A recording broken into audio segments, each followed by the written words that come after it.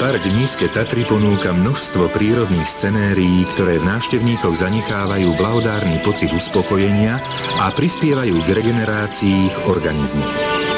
Nízkotatranský horský masív je aj bohatou studnicou spodných vôd.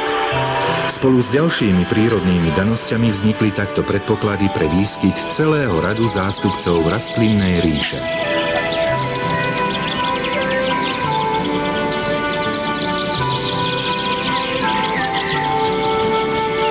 Nízke Tatry sú lokalitou s množstvom minerálnych prameňov. Ich chemické zloženie sa mení podľa vrstiev, cez ktoré pretekajú. Doslova ravitou sú pramene, ktoré vyvierajú na severnom úpetí vrchu Prašivá v nadmorskej výške 850 metrov. Využívajú sa už od 16. storočia a odborníci ich považujú za rovnocenné s prameňmi vo francúzskych Vichy alebo s minerálnou vodou z Montecatini v Taliansku.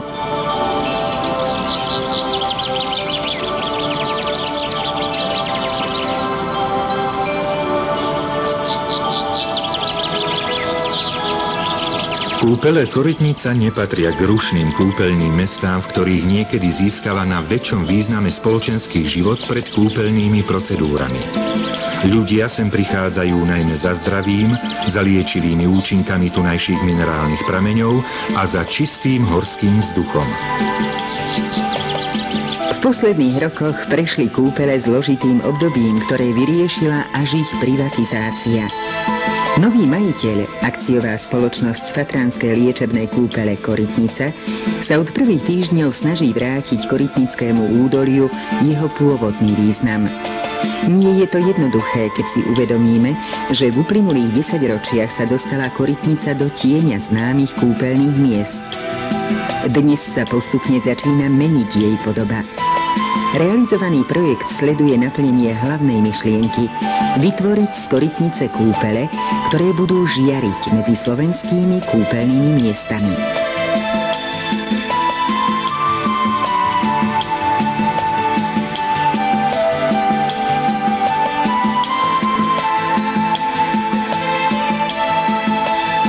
Aj keď prvé záznamy o výskyte tunajších minerálnych prameňov pochádzajú už zo 14. a 15. storočia, skutočné kúpeľné objekty tu začali vyrastať až po roku 1824.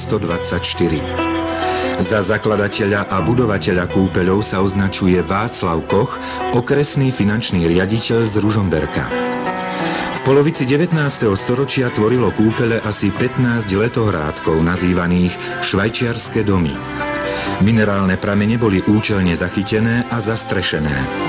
Treba vyzdvihnúť, že hoci išlo o malé kúpele, od samého začiatku sa liečba v nich postavila na seriózne medicínske základy. Vtedajší balneológovia pokladali korytnické pramene minerálnych vôd za najúčinnejšie svojho druhu v celej rakúsko-uhorskej monarchii. To bol možno aj jeden z hlavných dôvodov, že korytnická liečivá minerálna voda získala na svetovej výstave v St. Louis v Spojených štátoch amerických striebornú medailu a na svetovej výstave vo Viedni zlatú medailu.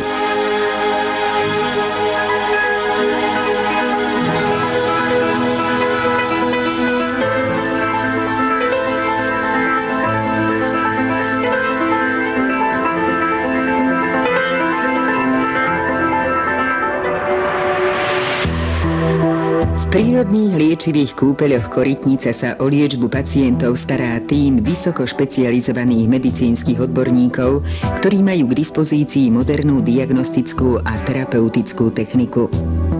Liečia sa tu choroby žalúdka a dvanástnika, stavy po operáciách žalúdka, tenkého a hrubého čreva, choroby pečene, žlčníka a niektoré choroby látkovej výmeny, ako napríklad cukrovka. Ďalej chudokrvnosť a stavy po infekčnom zápale a toxickom poškodení pečene. Na komplexné diagnostické vyšetrenie, ktoré vždy predchádza rozpisu kúpeľných procedúr a liečby, majú ošetrujúci lekári a zdravotnícky personál k dispozícii moderne vybavené ordinácie a laboratóriá.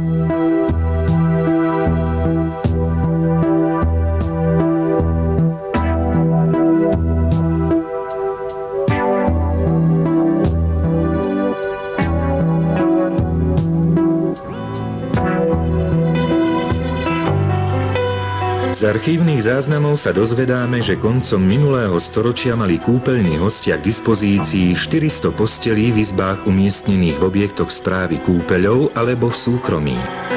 Návštevníkov privážali dostavníky a od roku 1907 súpravy úzkorozchodnej železnice vedúcej z Ružomberka do Korytnice.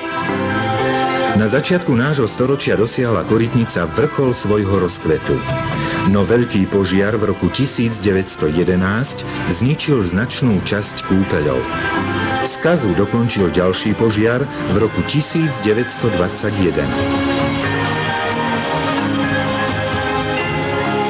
Objekt, v ktorom vyviera prameň Žofia, je už len nostalgickou spomienkou na pôvodnú drevenú architektúru.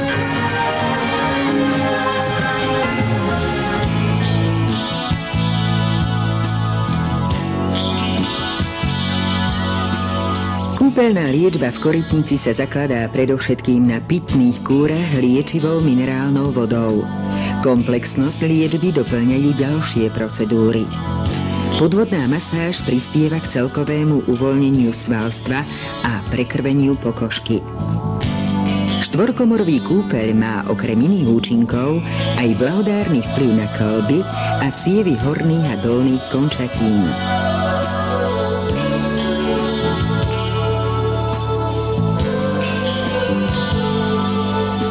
Vedenie kúpeľov však ponúka oveľa širší výber balneoterapeutických, elektroliečebných a iných procedúr kombinovaných s pohybovou liečbou.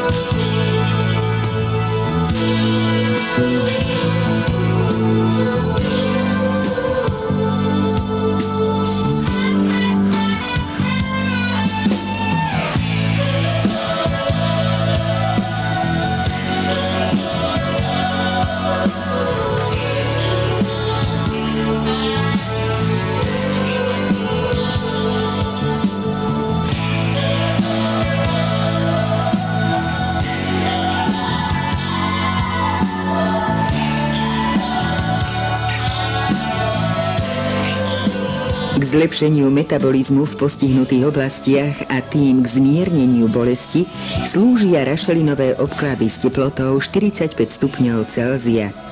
Hlavne u starších pacientov je tento druh liečby účinný, bolesti sa zmierňujú a hybnosť postihnutých kĺbov sa zlepšuje.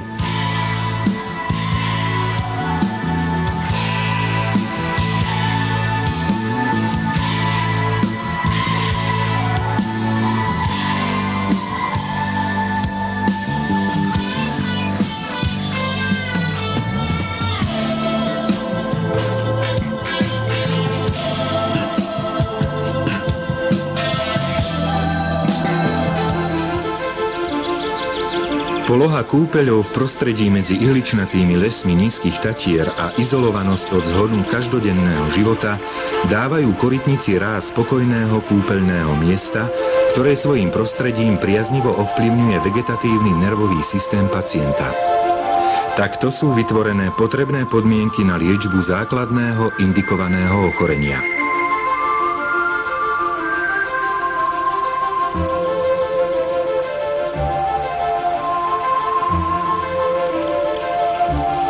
S prírodnými podmienkami úzko súvisí i klíma.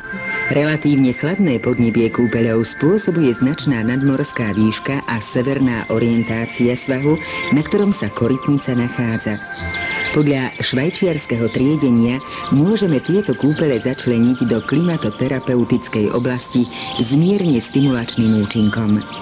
Stimulačný vplyv korytníckej bioklímy sa využíva v liečebnom programe pacientov, najmä tých, u ktorých choroba tráviacich ústrojov vznikla na základe poruchy neurovegetatívnej sústavy, napríklad pri vredovom ochorení žalúdka alebo dvanástnika.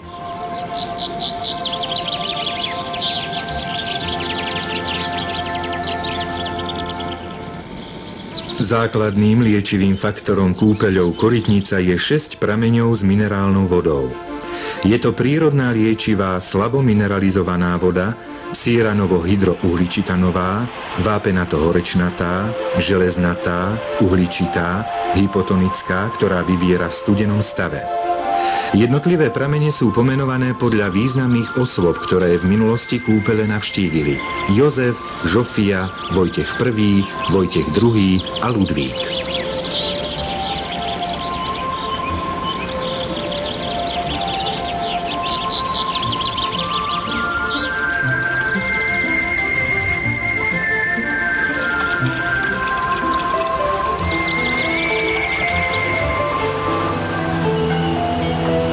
Minerálna voda z prameňa Klement sa plní do fliaš a do obchodnej siete sa dodáva pod názvom Korytnická.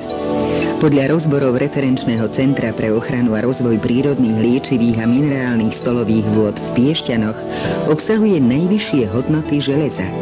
Preto sa odporúča pri liečbe málokrvnosti a je vhodná pre ženy, dievčatá a deti, pre budúce mamičky, pre darcov krvi i pre športovcov vystavených vysokej športovej záťaži. Pre nízky obsah sodíka ju lekári odporúčajú aj pacientom s chorobami srdcovo-cievneho systému. Korytnická minerálka sa už v polovici minulého storočia plnila do fliaš a rozvážala po celom Uhorsku.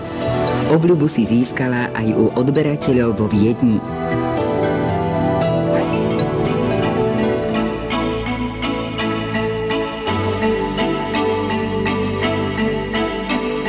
Okolie korytnických kúpeľov ponúka pacientom i návštevníkom predovšetkým oddych a naviac množstvo neopakovateľných zážitkov v nádhernej prírodnej scenérii.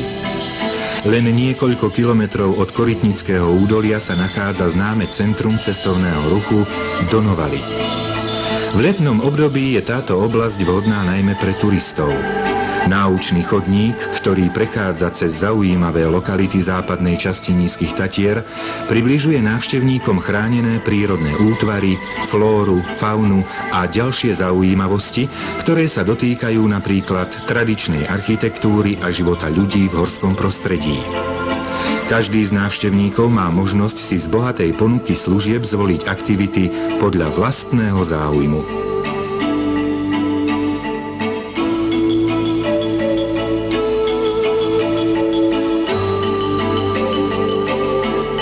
V archívnych záznamoch sa uvádza, že v 80. rokoch minulého storočia v období, kedy bol v Korytnici hlavným lekárom doktor Jozef Ormaj, správa kúpeľov založila 2 salaše s 2000 ovcami a zaviedla liečenie žinčicou, ktorá vzniká pri výrobe ovčieho syra. Za kým úspechom sa ujala táto liečebná procedúra, sa už neuvádza. Čerstvé syrové špeciality vyhľadávajú aj dnešní návštevníci tohto regiónu. Aj ďalšie zaujímavosti, ako sú napríklad podujatia pre záujemcov o poľovníctvo, prispievajú k tomu, že táto rekreačná oblasť si získava čoraz väčšiu obľubu najmä medzi zahraničnými návštevníkmi. Pre pacientov ubytovaných v Korytnici sú častým miestom vychádzok okolité terény. Naopak, pre rekreantov, ktorí sa rozhodli stráviť niekoľko príjemných dní napríklad na Donovaloch alebo len pre náhodných turistov, je častým cieľom výletov prostredie korytnických kúpeľov. Určite nikto nepohrdne osviežujúcim dúškom minerálnej vody niektorého z prameňov. Návšteva Korytnice sa nemôže zaobísť ani bez fotografie na pamiatku. Tá bude majiteľom aj v budúcnosti pripomínať chvíle strávené v tejto prekrásnej nízkotatranskej doline. Koľko ľudí, toľko chutí, hovorí jedno z ľudových porekadiel. Podobne to je aj s návštevníkmi, ktorí prichádzajú do Korytnice. Sú takí, ktorí tu boli už niekoľkokrát a vždy, keď sa mali rozhodnúť, v ktorom ročnom období pôjdu na liečenie, vybrali si zimné alebo jarné mesiace. Pre svoju náveternú polohu dostávajú kúpele pri severozápadnom prúdení veľa vlahy. Preto tu nie je núdza o dostatok snehu, ktorý sa tu udrží v priemere viac ako 100 dní v roku. Mráz a bohatá snehová pokrývka vytvárajú zaujímavé prírodné scenérie a treba dať za pravdu tým, ktorí hovoria, že nie len leto, ale aj zimné obdobie vytvára z Korytnice oázu pokoja uprostred prekrásnej prírody.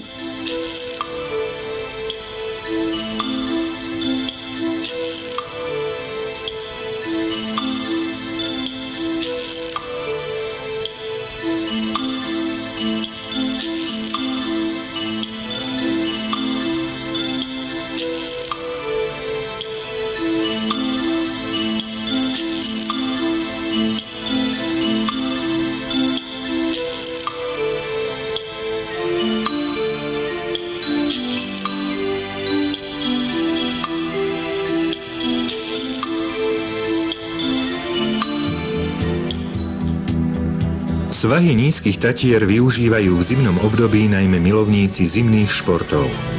V okolí Korytnice je dostatok terénov pre menej či viac zdatných lyžiarov. Najväčšia koncentrácia lyžiarských zariadení je opäť na Donovaloch. Toto stredisko cestovného ruchu s vybudovanou infraštruktúrou práve v zimných mesiacoch zažíva inváziu našich aj zahraničných rekreantov.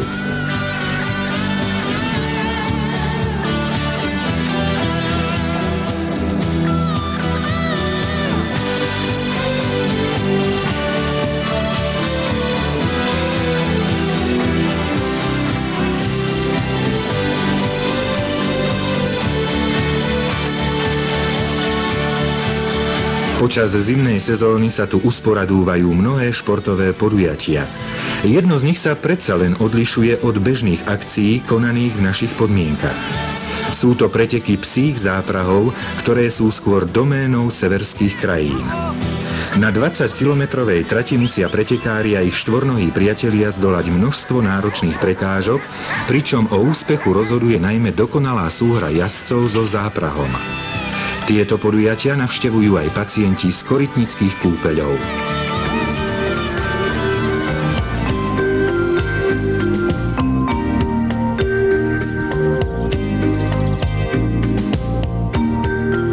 Každoročne sa v korytnických kúpeľoch vystrieda takmer 3000 pacientov. Ľudia postihnutí chorobami tráviacich ústrojov a poruchami látkovej premeny celú svoju nádej vkladajú do pobytu v tomto liečebnom zariadení.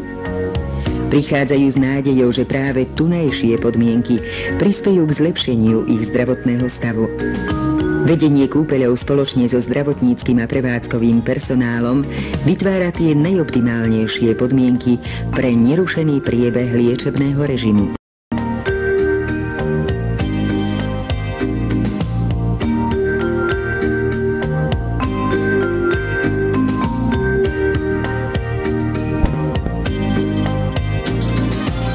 V čase osobného voľna si pacienti organizujú program podľa vlastného záujmu. Ponuka, z ktorej si môžu vybrať, je široká. Od služieb knižnice cez poriadanie výletov a turistických prechádzok až po koncertné a estrádne podujatia. Veľký záujem je o vystúpenia dychových hudieb. Rezké tóny známych slovenských piesní vnášajú do kúpeľného prostredia obzvlášť slávnostnú atmosféru.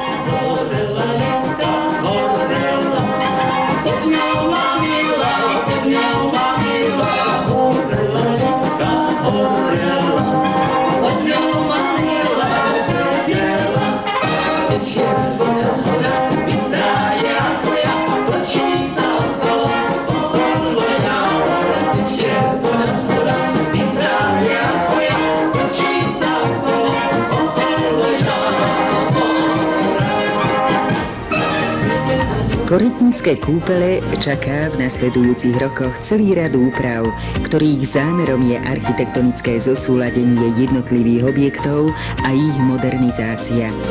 Samozrejme, že všetky práce budú prebiehať tak, aby nebol narušený pokoj pacientov. Realizácia zámerov vedenia akciovej spoločnosti Fatranské liečebné kúpele vyústi do ešte krajšej podoby tejto perly nízkych Tatier.